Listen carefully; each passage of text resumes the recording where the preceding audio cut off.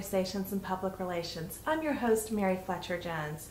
Today we're honored to have Barbara Burfeind, accredited public relations professional and president of the National Capital Chapter of the Public Relations Society of America here in Washington, D.C. The National Capital Chapter has more than 1,400 members and is the most prominent professional association for communicators in the D.C. metro area. After a career in Navy Public Affairs, Barbara is now Strategic Communications Director for Defense Visual Information, which is a division within the Department of Defense. Let's talk to Barbara about her career in public relations. Barbara, welcome to the show. Please tell me more about yourself and how you got started in public relations. Basically, I'm in public relations or public affairs for government. I'm actually a retired Navy Public Affairs officer, but for government, I'm working for the Defense Visual Information, DVI, Directorate, which is actually in charge of the Defense Imagery Management Operations Center. Both these organizations archive, acquire, and distribute and manage all of the DoD imagery. And it's kind of interesting because it kind of brings me full circle in terms of a love of photography and an interest in photography. And how did you first get interested in public relations? It's funny, you don't think about it at the time, but like a lot of people, I started in journalism and working on the high school newspaper and doing photography, taking photos. And I've always loved photography. That grew into going into college as a communications major and photography major. It got too expensive, and I was looking for ways to pay for school, so I joined the military, I joined the Navy. And they basically paid for my bachelor's degree. And I was able to do, I became a photojournalist. So I was able to not only write, but also take photography or take photos and do, tell stories with photos. Barbara, what do you like most about your work? I think what I like most is I've come full circle. So I'm still dealing a lot, public relations, I'm still dealing with a lot with people. And I work with a great group of people. But also the imagery side, the photography and video side, because having come from being a photographer, you understand the perspective and some of the problems that photographers and videographers run into.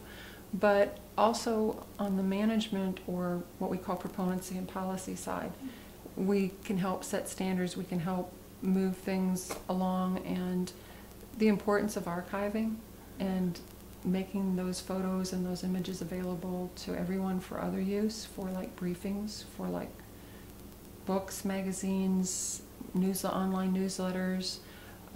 There's so many things that the images can be repurposed for.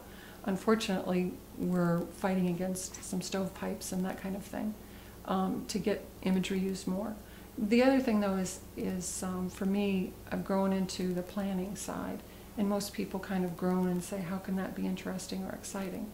But with imagery, we're trying to get people to think ahead in terms of, we get lucky all the time, but we'd be more effective if we'd be thinking ahead. So getting people to plan for their imagery, because typically it's an afterthought. And we talk about actions, images, and words, but very few people actually think about it ahead of time. So, for instance, some of the successes we've had are with humanitarian assistance and going in and photographing and documenting how that disaster assistance has been given in terms of, it might be food, it might be clothes, blankets, it might be medical care, whatever. But now you can actually show it in images and you can actually market it or give it to international media because the photos don't necessarily need words with them. They tell the story without the words. Can you describe for us how working in public relations or public affairs for the military and for the Defense Department may be different from working in public relations for, say, an agency or a nonprofit organization? In some ways, a lot of the tools and a lot of the foundations for public relations are the same. But with government and public affairs, I think one of the things that people don't realize, I had someone telling me, well, public affairs, public relations, public diplomacy, they're all the same thing. And they're not. One of the considerations within government is you're not allowed to use appropriated funds to have a campaign, say, that involves the American public. So who are we? We're supposed to inform and educate, but influencing or that kind of thing raises big red flags with Congress and a lot of people. So we're there to inform and educate the American public because we're stewards of the taxpayers' dollar. So we want them to know what we're doing. Our job is to let them know how their money's being spent and what the military is doing, or the Department of Defense. Public diplomacy, we work with State Department, but they're out there working with a foreign public. Whereas typically, even though we might work with the foreign publics, our focus is really on informing the American public. With PR, it's corporate, it could be marketing, it can be, it's a business side of things. You're trying to make money, you're trying to sell. That's not what we're trying to do. This is public service.